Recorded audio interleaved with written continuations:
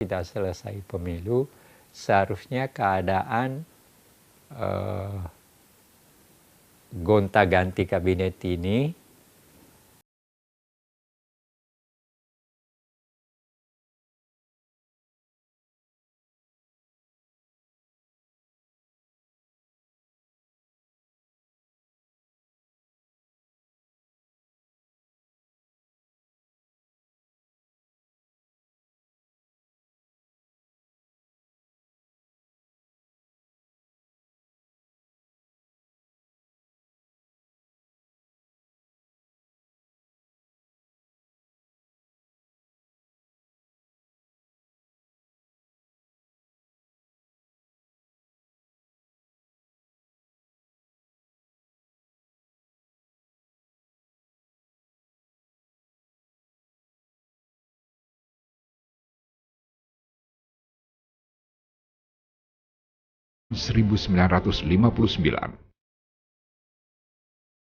Sistem baru yang diharapkan bisa mengatasi kondisi politik yang tidak stabil, ternyata tidak terbukti. Awal periode 1960-an menjadi titik mula kemunduran ekonomi Indonesia. Inflasi melonjak tinggi, sementara defisit anggaran semakin tidak karuan. Soekarno kemudian memerintahkan pencetakan uang besar-besaran. Akibatnya, terjadi hiperinflasi sampai 600%. Presiden Soekarno kala itu memposisikan Indonesia berlawanan dengan negara-negara barat. Atas nama revolusi dan perjuangan anti neokolonialisme dan neo-imperialisme, Soekarno membawa negeri ini ke medan pertarungan ideologi dunia. Seakan belum cukup, Soekarno kemudian menyulut konfrontasi. Pertama-tama untuk membawa Irian Barat menjadi bagian dari Indonesia. Dan setelah itu berlanjut dengan kampanye Ganyang Malaysia, yang membuat Indonesia berhadapan-hadapan secara langsung dengan blok Barat, yang ketika itu menguasai perekonomian dunia.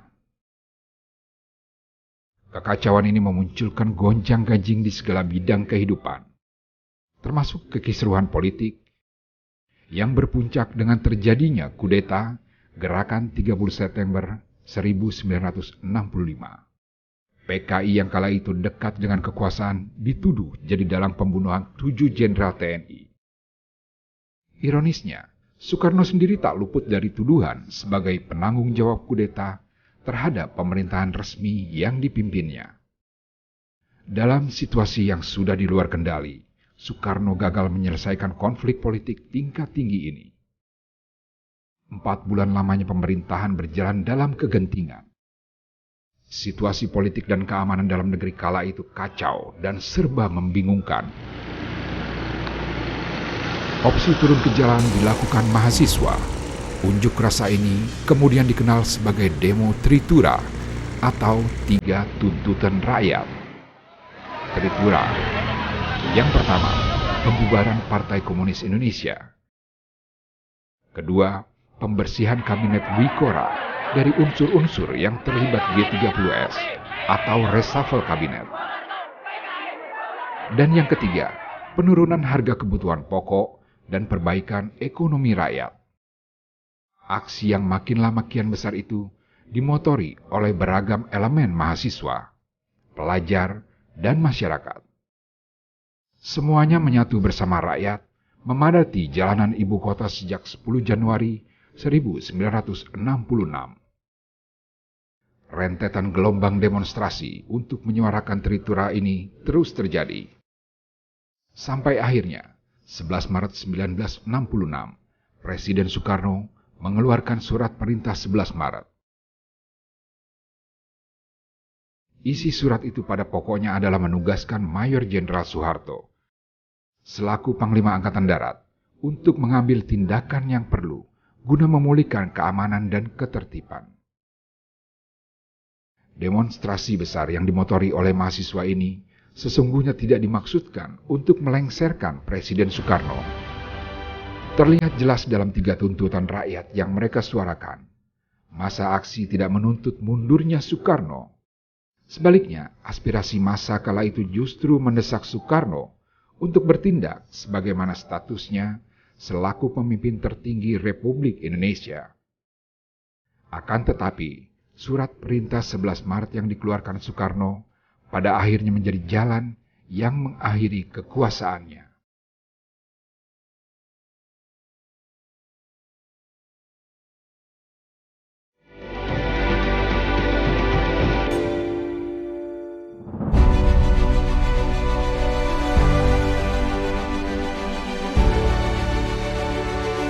Kamis 12 Maret 1967 di Istora Senayan, Jakarta, 5 pimpinan MPRS yang diketuai Jenderal Abdul Haris Nasution menjadi saksi sekaligus menandatangani berita acara pelantikan Letnan Jenderal Soeharto sebagai pejabat Presiden Republik Indonesia hingga terpilihnya MPR hasil pemilu.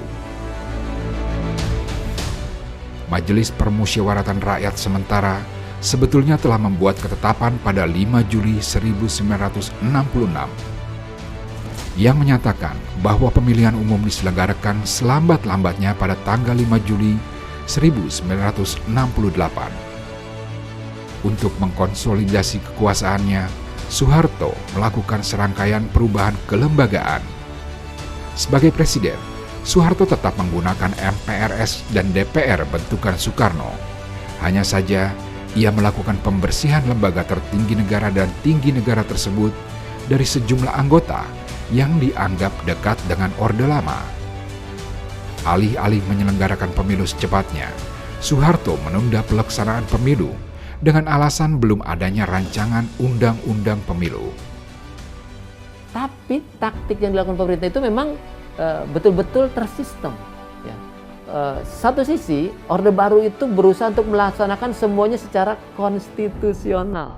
Makanya semua keputusannya Orde Baru itu melewati lembaga-lembaga konstitusional. Dalam soal RUU Pemilu, misalnya terjadi pembahasan alot soal sistem pemilu yang akan digunakan.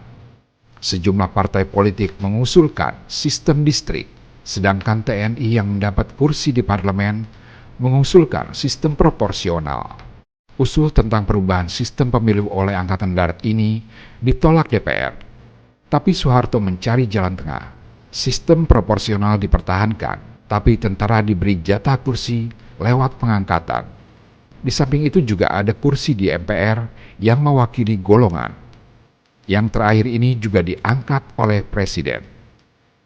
Seluruh pemilu yang dilaksanakan di era Orde Baru itu memilih proporsionalitas tertutup. Dalam arti bahwa orang hanya memilih partai atau waktu itu tanda gambar partai, ya. Dan kemudian elit partai sebelum pemilu menyiapkan nama-nama yang menjadi calon anggota legislatif, lalu berbasis nomor urut itu, gitu ya. Nanti partai akan mendistribusikan suara yang dimiliki kepada secara berurutan ya, mereka atau calon yang urutannya paling kecil ke yang paling besar. MPRS akhirnya menerbitkan ketetapan pelaksanaan pemilu menjadi selambat-lambatnya 5 Juli 1971. Menjelang pemilu 1971, Soeharto membutuhkan mesin politik untuk mempertahankan kekuasaannya. Soeharto tidak mendirikan partai yang baru, melainkan memanfaatkan organisasi yang ada, yaitu Sekber Golkar. Golkar sendiri adalah anggota dari Front Nasional yang dibentuk oleh Presiden Soekarno bersama dengan Angkatan Darat untuk menyeimbangkan kekuatan dengan partai-partai politik. Saat itu Golkar muncul sebagai kekuatan baru di dalam pemerintahan Orde Baru.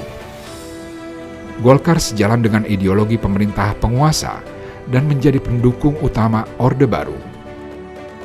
Langkah-langkah Golkar yang didukung oleh Angkatan Darat membuat mereka cukup disegani di dalam parlemen. Ada peran dari Angkatan Bersenjata yang tentu pada saat itu bagaimana dia menyaingi apa-apa yang dilakukan oleh komunis, oleh partai komunis. Dan ini menjadi satu lembaga kekaryaan. Maka TNI pada saat itu membentuk lembaga-lembaganya yang kemudian digabungkan menjadi Sekber Golkar. Itu kita kenal sebagai kelompok induk organisasi. Pada masa awal Soeharto berkuasa, ia mampu mempengaruhi internal sekber Golkar untuk menyingkirkan orang-orang pro Soekarno. Berkat kerja tentara atas instruksi Soeharto, organisasi-organisasi yang bernaung di bawah Golkar ini bertambah dalam waktu singkat. Dari 64 organisasi pada tahun 1965 menjadi 252 organisasi pada tahun 67. Sekretariat bersama Golkar yang mengkoordinasikan kekuatan-kekuatan golongan ini sepenuhnya di bawah kendali tentara. Kekuatan Pak Harto itu dua. Pertama, dia adalah panglima tentara. Oke. Ada dua fungsi segala macam. Dan yang kedua, Pak Harto itu presiden. Jadi beliau mempunyai kekuatan kepresidenan dan kekuatan sebagai tentara. Kekuasaan selama Pak Harto itu ya menjadi kekuatan politik utama adalah golongan karya. Jangan beda dengan golongan karya dan partai Golkar sekarang. Itu berbeda. Dulu istilahnya tidak boleh istilah partai. Alasannya lah partai cuma cari kedudukan. Nah, dia lupa bahwa Golkar juga kerjanya cari kedudukan kan.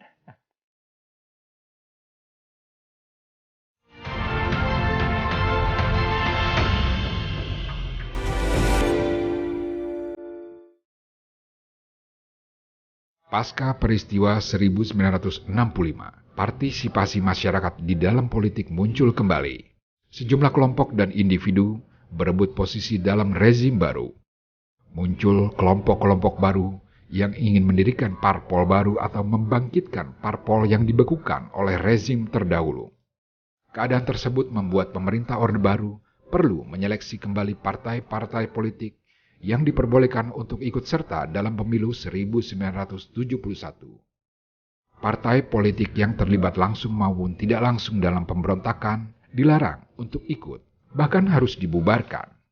Pasca pelarangan PKI itu rezim Soeharto menetapkan bahwa semua yang terlibat dalam politik harus dulu diistilahkan bersih diri. Jadi dilakukan penelitian khusus ya Litsus oleh kepolisian dan intelijen untuk memastikan bahwa mereka yang masuk dalam kontestasi itu tidak terkait dengan sebenarnya yang disasar PKI, tapi kenyataannya ya hampir semua lawan-lawan politik. Pemerintah juga tidak menutup kemungkinan munculnya partai baru dan diizinkannya kembali partai-partai yang dibekukan oleh pemerintah sebelumnya. Tetapi partai baru tersebut hanya bisa dibentuk dengan memenuhi persyaratan yang dikehendaki oleh pemerintah.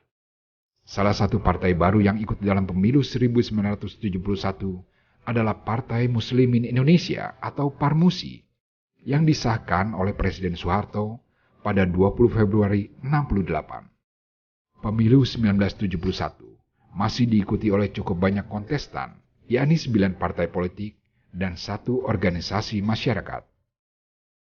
9 partai yang terpilih adalah Nadatul Ulama, Partai Muslimin Indonesia, Partai Nasional Indonesia, Partai Sarekat Islam Indonesia, Partai Kristen Indonesia, Partai Katolik, PERTI, Partai Musyawarah Rakyat Banyak, Partai Ikatan Pendukung Kemerdekaan Indonesia, dan Golongan Karya. Sesaat setelah diumumkan tanggal kepastian pemilu 1971, para peserta partai politik dapat melakukan kampanye. Kegiatan ini sebagai salah satu wahana bagi parpol untuk mempengaruhi masyarakat pemilih melalui program-program yang ditawarkan. Pada pemilu pertama Orde Baru, Golkar memiliki sumber daya yang tak dapat ditandingi oleh partai lain. Penguasaan semua jalur sumber daya politik, militer dan birokrasi itulah yang menjadikan Golkar unggul dari partai lain. Salah satu ciri penting rezim Orde Baru itu kan adanya korporatisme. Jadi pemerintah ya, lewat organ-organ tertentu, terutama yang kemudian bisa masuk ya pada organisasi-organisasi tertentu itu menjadi lumbung suara. Peraturan Menteri Dalam Negeri Nomor 12 Tahun 69 sejatinya berisi soal larangan bagi pegawai negeri sipil untuk aktif dalam partai politik. Peraturan ini merupakan dasar dari monoloyalitas kepada Golkar di era Orde Baru. Menteri Dalam Negeri yang mengeluarkan peraturan ini adalah Jenderal Amir Mahmud, yang dikenal sebagai tukang menyingkirkan musuh-musuh daripada Soeharto. Oleh Amir Mahmud, tidak lagi ada kekuatan yang tidak loyal kepada negara. Itu idenya Amir Mahmud.